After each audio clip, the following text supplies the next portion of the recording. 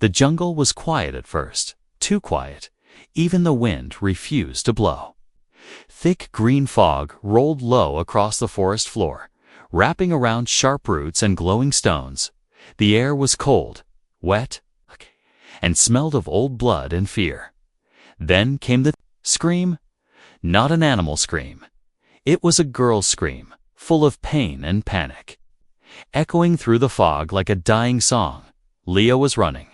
Her small feet slipped on the wet ground. Her long silver hair was stuck to her face.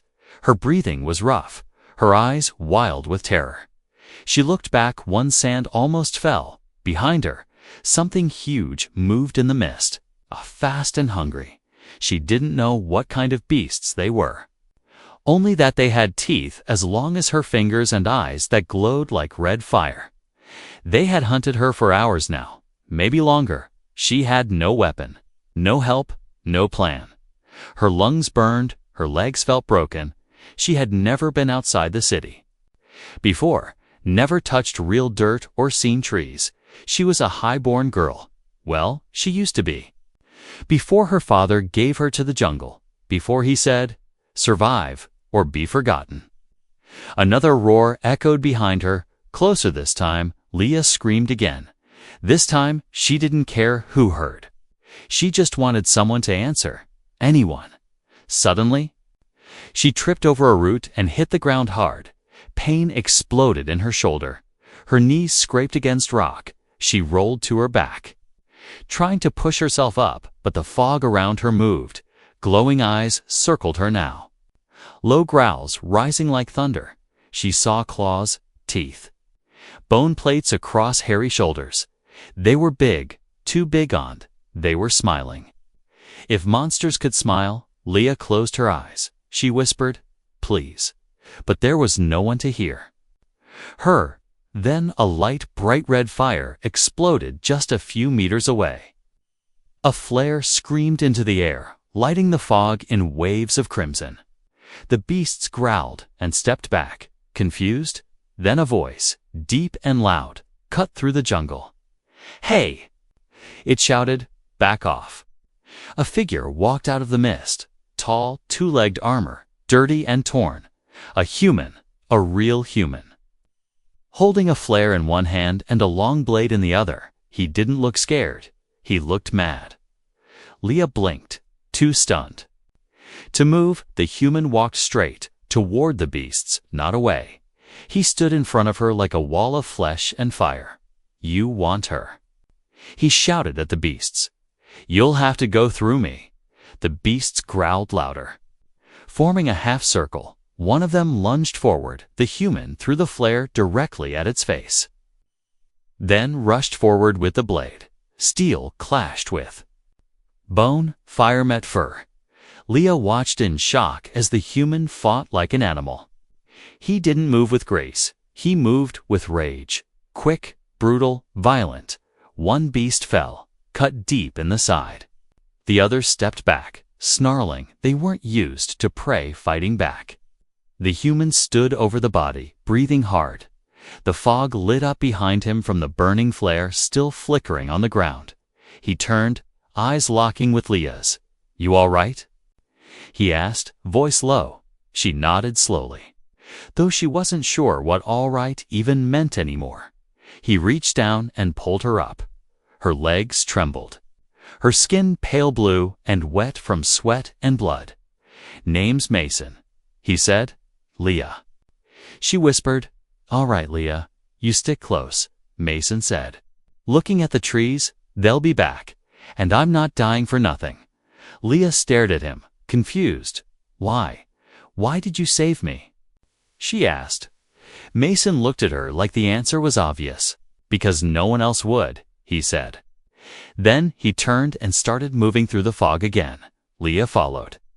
Not because she trusted him yet, but because she had no other choice. Behind them, deep in the jungle, the beasts howled again, louder this time.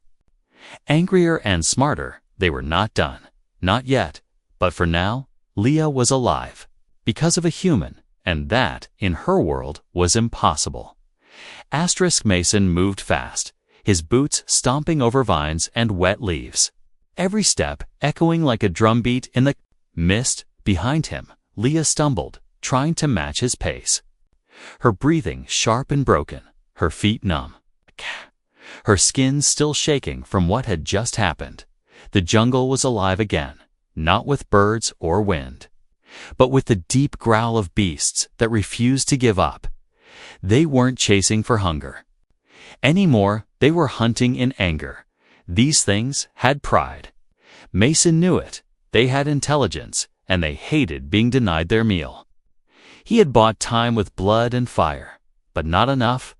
Never enough. Leah wanted to ask questions, but her mouth was too dry. Every breath she took tasted like smoke and fear. She had never seen a human before today. Only stories, images, warnings. They were called unpredictable, aggressive, too emotional, too loud. But this one had stood between her and death like it meant nothing. A loud snap from the trees made Mason stop. He raised his hand without looking back. Leah froze instantly. They both listened, not with ears only but with skin, breath, and instinct. The sound came again, above them this time, and then to the side. Mason pointed toward a narrow slope hidden behind fallen trunks, without a word. He led the way down into the roots. The ground here was thick and spongy, soft like breathing flesh. The trees curved unnaturally, forming narrow tunnels of twisted bark and glowing fungus. The fog was heavier here, and the air buzzed with low insect hums that tickled the back of Leah's neck. Mason crouched beside a large tree and pulled a metal canister from his belt. He opened it slowly, took out a small device, and pressed it to the bark in seconds. The wood around it shimmered and shifted, revealing a tiny, hollow space inside the tree trunk. He motioned her in. She slipped inside, barely fitting. Her knees pressed to her chest. The inside smelled of sap and old metal. Mason crawled in beside her, sealing the entry with a layer of moss and a heat sensor patch. The space was tight, too tight. Her arm brushed against his, her face nearly touching his chest plate. Leah's heart was pounding so loud she thought it would give them away. Outside, the sounds grew louder. Claws scratching wood, sniffing.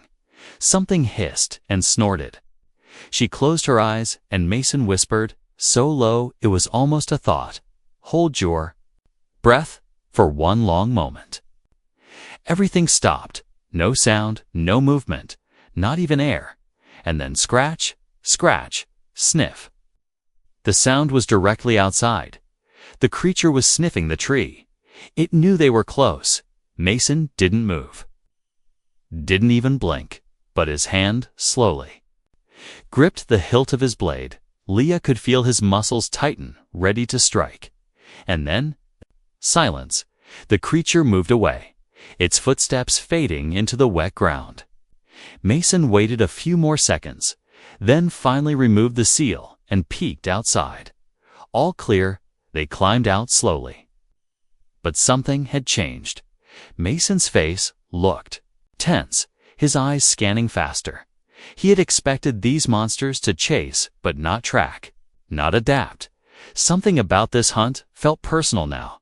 "We can't stop again," he said quietly. "They're learning." Leah followed him without arguing, her body aching, but her mind sharper now. She was starting to understand why humans were feared.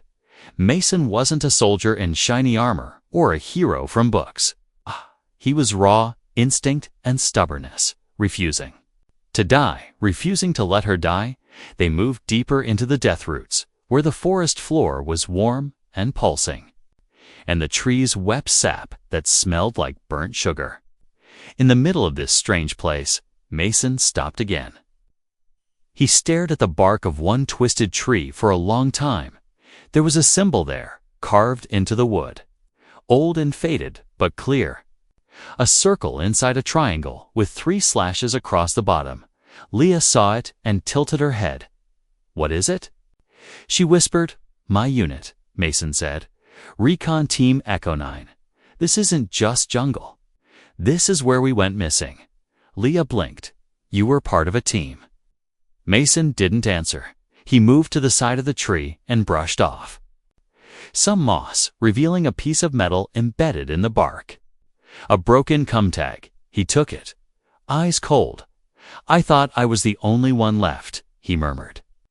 They both turned quickly as a new sound echoed from deeper in the forest.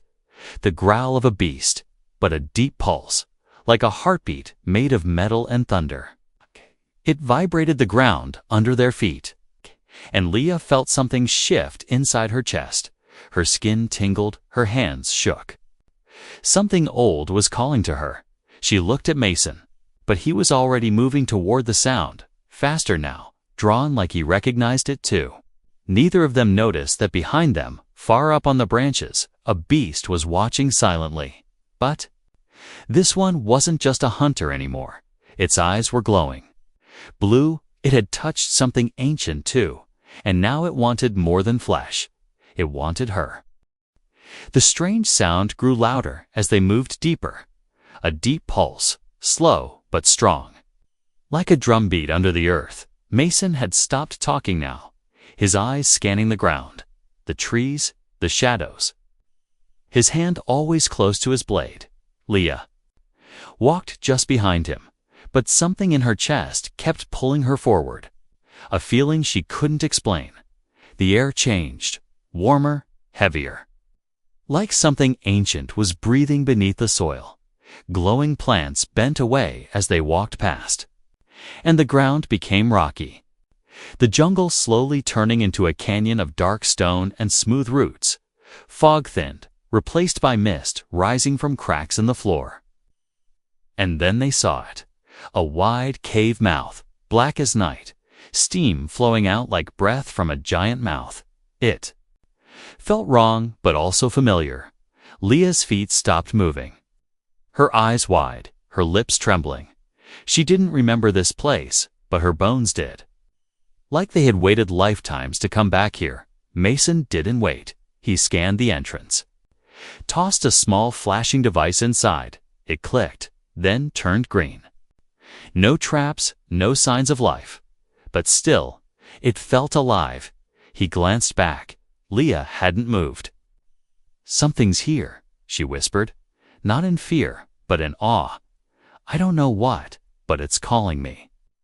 Mason didn't like that, not one bit. But he couldn't deny what his own senses were screaming either. This wasn't just a cave. It was something more. They stepped inside together. One careful step at a time, and the world changed. The walls glowed faintly, not from light but memory. Ancient symbols moved gently along the stone, shifting as if breathing. And in the center of the chamber, resting on a pillar of glass and bone, floated a relic shaped like a teardrop, spinning. Slowly, without strings, pulsing in rhythm with the sound they heard outside. Leah walked toward it, pulled like gravity. Her fingers reached without thinking, but Mason stepped in front of her. Wait, he said, voice tight. Don't touch anything yet. Behind them, the cave's back wall shifted, and a voice echoed inside their heads. Not in sound, but thought. It was smooth, soft, feminine. You are not the first to enter, but you may be the last. Mason spun, blade drawn, but there was no enemy to see. Instead, from the shadows, a shape unfolded long and thin, like wires made of skin. It moved like smoke and shimmered like water, eyes glowing white on a faceless form. Leah took a step back, but the voice continued. Soft and strange. You, daughter of the chosen blood, carry the key.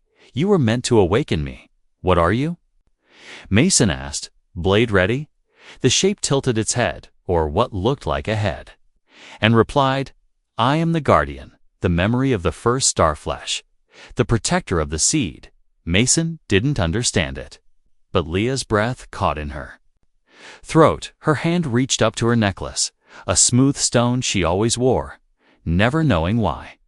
It was glowing now, pulsing in sync with the relic. The guardian turned toward her, speaking without words. Place the fragment into the cradle and the truth will return. Mason stepped forward, blocking Leah again. You're not using her, he growled. I've seen enough tricks, but... Leah put a hand on his arm, her voice calm. It's okay, she said. I think this is what I was born for. He looked into her eyes and saw no fear, only fire. He stepped aside, still ready, still tense. Leah walked slowly to the relic, took off the glowing stone from her necklace, and placed it into a small opening. Beneath the floating object, the moment she did, light exploded through the chamber. Walls pulsing, floor trembling, symbols racing across stone like living veins. Then silence. The relic dropped into her hands, solid now, still pulsing, but no longer floating. And something inside her changed. She stood taller, her eyes brighter. Her breath calmer, she turned to Mason, but before she could speak, the guardian flickered. Voice now cold. Danger follows. They have found the signal. The corrupted ones come. You must flee. Corrupted what? Mason asked, but the cave shook violently.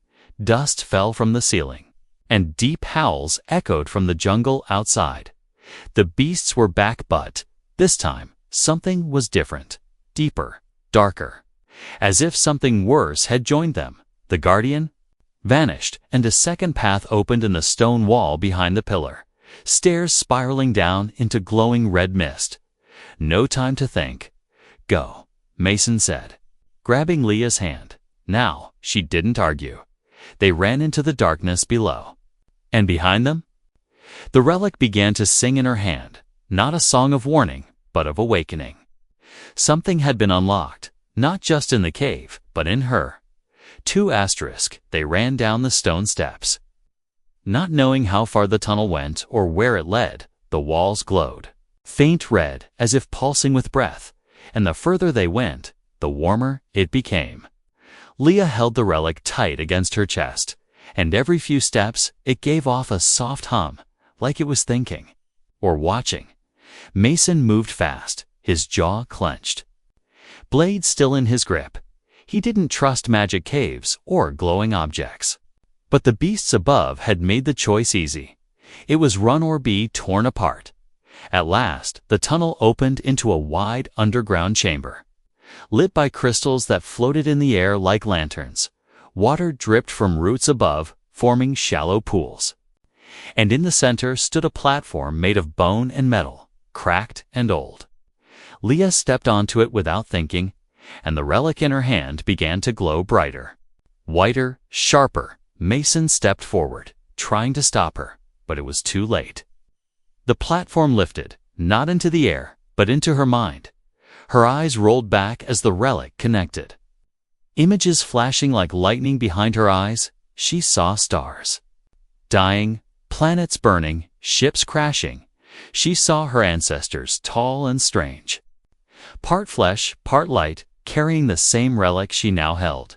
They had hidden it long ago to protect it from something dark. Something now awake again. Her knees buckled, and Mason caught her before she hit the ground. Her skin felt hot, her eyes wide and glowing faintly. What the hell just happened? Mason asked, breathing hard. Leah looked up at him, her voice shaky but clear. I think. I remember what? This isn't just a relic, she whispered. It's a lock, and I'm the key. Mason sat her down on a nearby rock, watching her like she might catch fire again. He had seen a lot during his years on Alien Worlds War Betrayal. Creatures that tore through steel like paper, but he had never seen someone change like that in seconds. Okay, he said. Carefully. Let's pretend I believe you. You don't need to, she replied softly. It's already started. Mason looked around, listening. The sounds above had faded, but only for now. They were regrouping, learning, adapting. And if they found the relic again, they'd come harder, smarter, faster.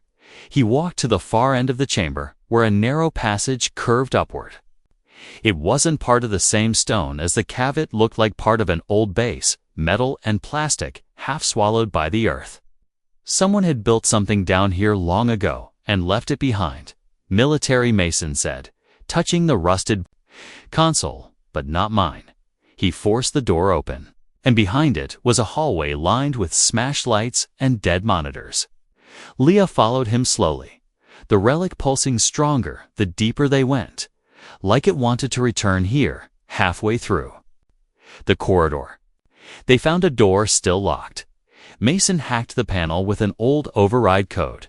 It beeped twice, then opened. Cold air rushed out, and inside was something neither of them expected. A pod covered in dust, still humming with faint life. And inside a body, human-shaped but wrong, long limbs, thin skin. Its chest glowing with the same pattern as Leah's relic. Mason stepped back, hand on his blade. "What is that?" he asked, eyes narrowed. Leah stared at it, heart racing, her voice nearly a whisper. "Me? No," Mason said. "You're standing here, that thing's been dead for decades." Leah shook her head. "Not dead, just left behind." She turned to him slowly. "We were born from them. Pieces of a people who tried to stop what's coming." Mason stared at the body, then at her, then at the relic. And everything started making a horrible kind of sense. The beasts weren't just hunting, they were searching. And she wasn't just bait. She was the signal. "We need to destroy it," he said firmly. "If they find you again, they already have," Leah interrupted, pointing to the wall where a red symbol had begun to glow. Sharp, claw-like, and moving slowly, blood dripping down from somewhere above. Mason pulled her back, raising his blade, but there was no time. A howl shook the air. Then another, louder, deeper, not from behind, but ahead. Down the hallway they hadn't entered yet. Leah clutched the relic, her body glowing again. Stronger this time, Mason stood in front of her, ready for a fight. His breath slow and even. Blade raised, face steady. He didn't know how many were coming. He didn't care. Behind him, the girl holding the relic had changed. Not just scared anymore. She was awakening, and the beasts didn't know this time. She wouldn't run. The air felt heavier now, not just from fear, but from something deeper. The smell of metal, of blood, of something ancient waking in the dark. Mason stood still in the corridor, blade steady. His body tense like a coiled spring beside him. Leah held the relic to her chest, her eyes glowing faintly, her breath slow and sharp like glass.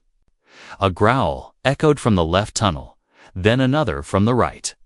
It wasn't just one creature anymore. It was many, too many. They had come in silence this time. No wild screaming, no charging through trees. This time they hunted with patience. They had changed, evolved, and now they mimicked the one thing Mason feared: human tactics. A sound like footsteps tapped through the hallway, too steady for beasts, too slow for soldiers. Mason crouched low and pointed to fingers toward the nearest room. Leah moved fast, sliding into cover, the relic in her hand pulsing like a heartbeat on fire. He turned off his visor light and waited, eyes fixed on the dark. Then it spoke. From the shadows came a voice, but not a real one, not from a mouth. It was like a broken recording, cutting, copying, stitching together words from other voices. "You gave her to us," it said. Leah gasped, her eyes wide. "That voice," she whispered, "it's my father's." Mason didn't blink. He'd seen enemies like this before, not just killers, but talkers. Things that played with your mind before they tore you apart. He reached into his belt and pulled out a small sonic grenade. Silent but strong, and rolled it toward the noise. The explosion flashed once, silent but powerful, shaking the floor. When the light cleared, Mason moved, blade out, charging toward the center of the blast. But what stood there wasn't like the others.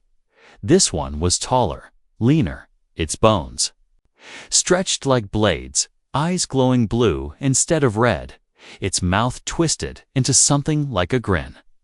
And in its chest, something pulsed with the same light as Leah's relic. It had touched the relic's power too. Mason swung his blade, metal crashing against bone. Sparks flying, the creature howled and struck back with claws, slicing through the air. Mason ducked, rolled, and stabbed again. His breath steady, mind focused. It wasn't about strength, now wit was about survival. Leah watched from the shadows, frozen, the relic calling to her. Whispering thoughts she couldn't understand, she looked down at it, saw her own reflection twist and change in its surface. For a moment, just a moment, she saw herself standing tall. Armored, surrounded by light, the beasts bowing before her. The relic pulsed hard in her hands, and she gasped. Mason was slowing down, blood dripping from a cut on his arm, his left leg bent awkwardly. The creature struck again, knocking him to the ground, its claw lifted high, ready to strike down for the final blow. Then Leah screamed. Not out of fear but fury, she stepped out from the shadows. The relic held high, her whole body glowing white-blue, her hair floating like it was underwater. The creature turned, confused, and that was its last mistake. Light burst from the relic, striking the beast in the chest. And it screamed, not in rage, but in agony. Its blue glow dimmed, then flickered out completely. Its body twisted and cracked. Falling into ash at Mason's feet, he looked up, shocked, his voice raspy. What was that? Leah walked toward him slowly, glowing still, her voice calm but strange, like an echo of herself. The relic didn't just wake me, she said, it chose me. Mason blinked, trying to stand. Are you still you? She helped him up, her touch warm, steady. Yes, she said, but more than I was before. He gave a half smile, wincing from pain. Good, he said, because they're not done yet behind them. The hallway began to shake. The walls cracking, the red lights flashing faster. Something much bigger was coming now. Not a scout. Not a mimic, but a true monster. The final one, the leader of the hunt. Mason picked up his blade again, even as blood ran down his arm. If we're going down, he said, let's at least go down swinging. Leah turned to him, her eyes glowing brighter than ever, the relic floating just above her palm now. Spinning slowly, we're not going down, she said. We're taking control, and behind her, the cave began to change shape. Doors unlocking, walls opening, as if the place itself recognized her as its true master. Whatever was coming, it wouldn't find too weak prey waiting. It would find a human with nothing to lose, and an alien girl who was no longer afraid. She was the key. She was awake, and the hunt was about to end. The floor cracked under their feet as the ancient structure groaned. Deep inside the earth, something massive had begun to move. A sound like bones grinding echoed through the walls. Leah stood with the relic floating above her hand, the glow from her skin so bright it painted the room in soft blue light. Mason stood beside her, wounded but alert. Every muscle ready to fight again if needed. From the dark tunnel ahead, a shape crawled into view. It wasn't like the others. It wasn't fast or wild or broken. It moved slow, steady, like it owned the world, like it knew nothing could stop it. Its body was larger than any beast Mason had seen so far. 4 legs, 2 arms, its back armored in thick bone plates. And its face, if it could be called, that was covered in mask-like skin that rippled like water. But what made Mason's blood run cold was the thing in its chest. A twisted mirror of Leah's relic, black and red, pulsing with sick energy. It beat like a heart, and with every pulse, the walls shook. Leah stepped forward, eyes locked on the creature, and the relic in her hand began to vibrate. A sharp, humming sound filled the air. Mason moved with her, though his leg dragged slightly. He wasn't going to let her face that thing alone. The creature opened its mouth, not to bite, but to speak. Its voice, deep and strange, made from many voices stitched together. "You are the last." It said, "Give it back, and we will let the human die quickly." Leah didn't blink. She raised her hand, the relic shining bright white now, and spoke, "I am not afraid of you." The beast's body stiffened, sensing power, sensing truth, but it didn't step back. It opened its arms wide, showing its twisted heart, and from behind it, more shapes appeared, smaller beasts, crawling like shadows. Dozens of them, eyes glowing with hunger and rage. Mason leaned close to her. "There's too many," he said. "You've got a plan." Leah nodded slowly, then whispered, "Just one." She lifted the relic above her head, and for a moment, Tip disappeared, only to reappear instantly in the air above them, spinning fast, light bursting from it in sharp rings. One after another. The rings expanded outward, cutting through stone, metal, and beast alike. The smaller monsters screeched and stumbled, their bodies twisting, unable to handle the pure energy. Mason watched in awe as the relic tore the air apart like a blade, made of sound and memory. But the big one didn't fall. It took a step forward. Then another, slower now, but focused. Its claws scraped the floor, and its red-black relic beat louder. Harder, faster. The two forces clashing in the air without touching. Light against shadow. Then it charged. The ground shook under its steps. The ceiling cracked. And Leah met it head-on. No longer just a scared girl. She leaped forward with the relic pulsing in her chest, now in her hand. In her, the chamber lit with violent blue. And when they collided, the world screamed. Mason was thrown back against the wall. Pain exploding in his ribs. Dust and sparks filled the air. He crawled to his feet, coughing, searching through the smoke. "Leah," he shouted. "Leah, where are you?" The chamber was quiet now, broken stone everywhere. And in the middle of it, all she stood, barely, her legs shaking, body bruised, but alive. The creature lay behind her, its black heart shattered across the floor. Leaking glowing red mist that hissed and vanished in the air, she turned toward Mason. Her glow dimming now, breathing hard, and smiled a little. "Told you I had a plan." He walked to her, limping but still standing, looked her over, then pulled a bandage from his belt, wrapping her bleeding arm. "Next time, tell me before you run at a monster," he muttered. She laughed weakly. The first real laugh in days. Then the relic rose from the floor, slow and calm, and floated back into her hands. But it was different now. It wasn't pulsing fast. It was calm, complete. "It's done," she whispered. "The relic is safe." Mason looked around the broken chamber and nodded slowly. "For now," he said, "but others will come, won't they?" Leah nodded, her eyes distant. "They always do." He looked at her seriously, then said, "Then we'd better be ready next time." She took his hand without hesitation, their fingers locking like they were meant to, not because they had one but because they had survived, and together, that was enough for now. Outside, the jungle was quiet again, but far above, beyond the clouds and stars, something else stirred, watching, waiting, and listening for the sound of the relic song. Once more.